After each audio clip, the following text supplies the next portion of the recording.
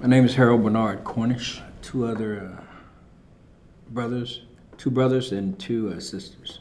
One brother's deceased. We grew up in the projects, so it was a lot of, it was a push to get to make it. Yeah, I have two sisters that are younger than me. I raised those two sisters. In the 5th grade, I was stabbed. My brother, who is deceased now, at 16 was shot, and he was stabbed at the age of 19 or 21, and he was eventually killed dealing drugs. The reason why I became a police officer was trying to make South Dallas better. I was accused of making lewd comments to a jailhouse nurse, all right? And what the issue was is that, I was joking with the nurse. It was a female nurse, a white female nurse. This was something that I did every time I would bring an injured prisoner to see a nurse. We referred to all the nurses as doc, and so each time I would come in there and I'm taking a prisoner to be examined or treated, I would joke, "Oh, doc, I'm sick, I'm hurt." Well, I started off working in the old city jail, and I was working at Central Patrol Division. And this was in Lou Sterrett, and this was a white female nurse. I'd never met her before. Clown and joke with her the same as I did with everyone else. And the allegations, they said that I made lewd comments. "Doc, I need you to check me out." She alleged that I was referring to my private area. And it was actually it was a white male officer that initiated the complaint. I think I was just being too friendly to a white female, which was taboo. The second time was I had filed prior to being terminated or suspended, I had filed a race discrimination grievance. All right, and it was actually, it took 2 terminations before I even was able to get that grievance heard. I had used information from the city of Dallas to show that I had been discriminated against, where white officers had been accused of having sex,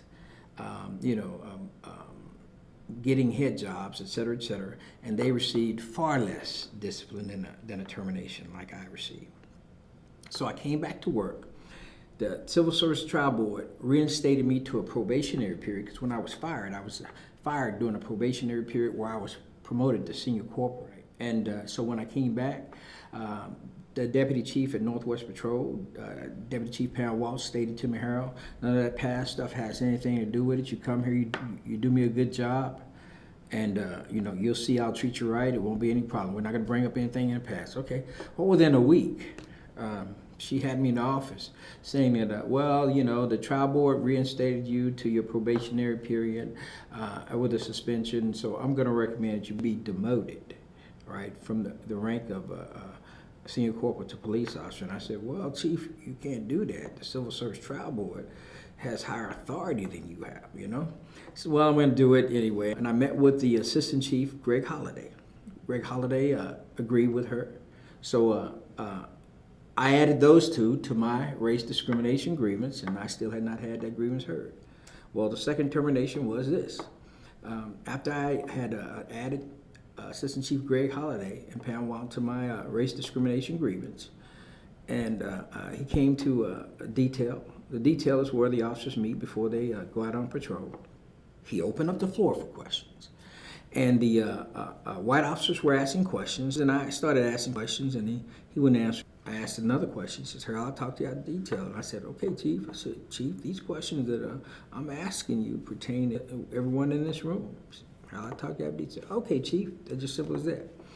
Well, after detail, he called me in the office with Deputy Chief Pam Walsh, and he said that he believed I was disrespectful and insubordinate to him, and that I will have an IED referral and investigation being conducted on me.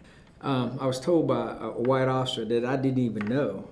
He came to me and he says, "Harold," he says, "there was basically a split.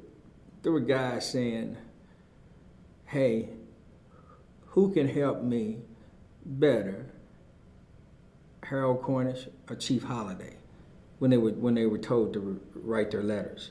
And he said he heard these officers saying, Harold Cornish can't do a blank thing for me. It wasn't necessary for any internal affairs investigation or any termination. That was it as far as the second termination.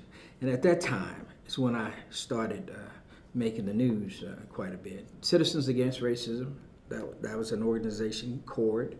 They came in on my behalf. It was a group of ministers.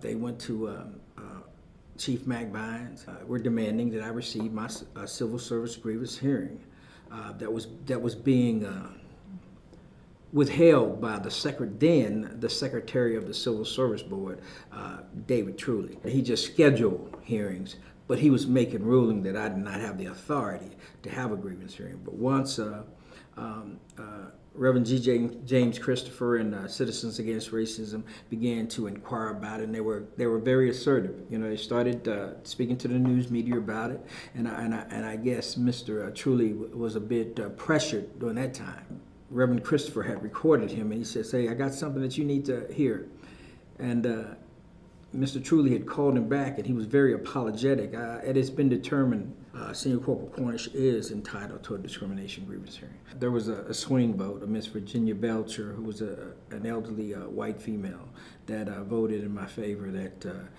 the City of Dallas Police Department had discriminated against me in the disciplinary process. Then, after that, the third termination came along. There was a white female who was driving a vehicle. She was parked in the improper parking space that could have a record driver could have rear-ended her and injured her. So we asked her to move her vehicle. She refused to do so. I had my employees to contact her and ask her, and you know she didn't. And finally, I walk up there and I say, "Hey, ma'am, I'm a supervisor." She pulls I show her my badge. She moves her vehicle, but now she's blocking the entrance to the parking lot. So I approach her, and I have my badge out because I had on civilian clothes. And I'm telling her I'm a police officer. And she's at the, Dallas Police Auto Pound. She brings her boyfriend to pick up his impound vehicle. So I'm asking her to move her vehicle. She's not. She's been very belligerent. And I approached the vehicle. I smell alcohol on her. And I asked her to step out of the vehicle. She refused. That's when she tried to put the vehicle in gear. And I was able to grab her by the hair to control her and turn the key off and lead her out of the vehicle by her hair. And I let her go. A trained technique that they train us as Dallas police officers. That was the history of the Dallas Police Department. The